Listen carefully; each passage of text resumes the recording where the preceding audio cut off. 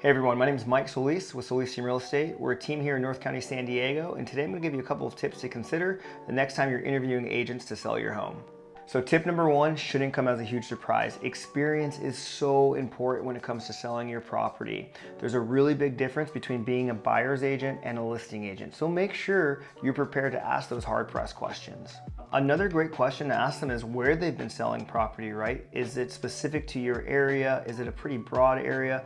Again, you just want to make sure that you're in alignment with somebody who's really going to help you maximize value. Another thing to really consider that I see a lot of clients unfortunately miss out on is marketing and just having a budget in place. Don't be afraid to ask your listing agent what kind of budget they have to make sure that, again, they're maximizing exposure and that your home's going to be put out in the best light possible, right? We're seeing a recent stat that close to 30% of the buyers in our market today are a millennial buyer, and they've all agreed that static photos just aren't doing it anymore. So are you going to be, or is that agent going to be including video content, and what does that look like across social media platforms? I jokingly say with a lot of our clients when we're sitting down at a listing appointment, long gone are the days of a flyer in a box outside of the house on a for sale sign. Everybody's on their phones, and you want to make sure, again, that your home's going to be marketed the right way, the right time, so that you get the most exposure possible. So we've talked about experience, we've talked about marketing, we've talked about a budget.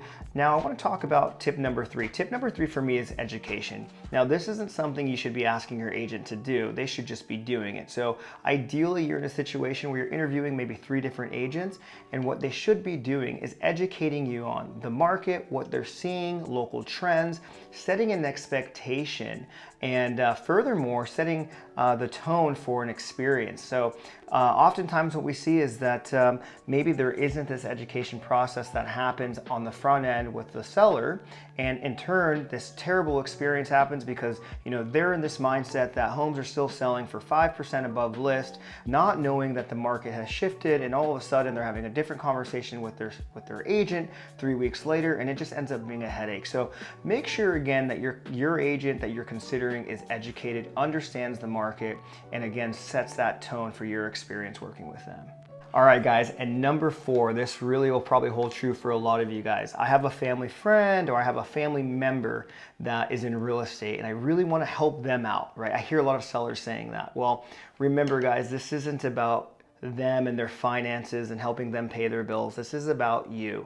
So if you do have a family member or a family friend or somebody that has been referred to you and they're newer, there's nothing wrong with that. Just make sure you ask, do you have a mentor? What does that look like? Will I be in communication with that person or with you? I started when I was young and I had to do the same thing. So just something to keep in mind, again, going back to that experience piece. Now, we also have friends and family members that are experienced, and that's even better. Set the expectation with that friend or that family member that business is business.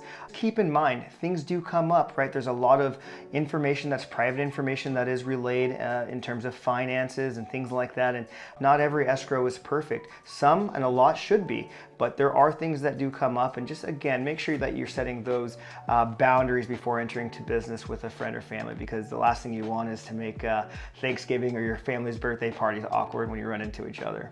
So number 5, so big companies don't always equal experience.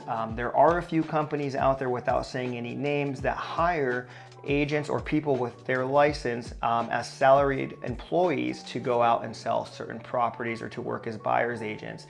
Now, some of those agents are really great at what they do. Some of them maybe had a hard time selling real estate on their own, so went to these companies where they have a salary paid position and the experience might not be there. So ultimately just do your research. Sometimes less isn't more when it comes to paying brokerages. So again, don't make the mistake of thinking that because they have a big Z in front of the name or a big R in front of the name, that that's the company you should be working with.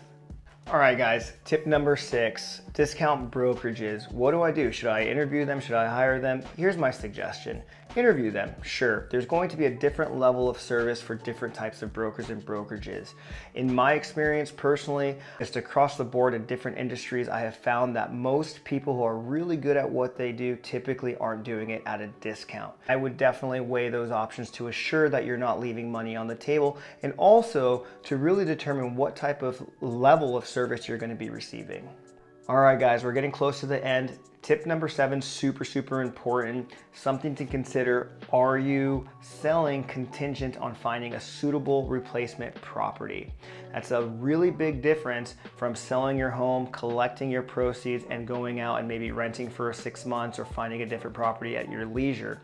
Some clients, what they would prefer to do is actually open up 2 different escrows at one time. So meaning that the sale of their home would be contingent on finding and closing on a replacement property.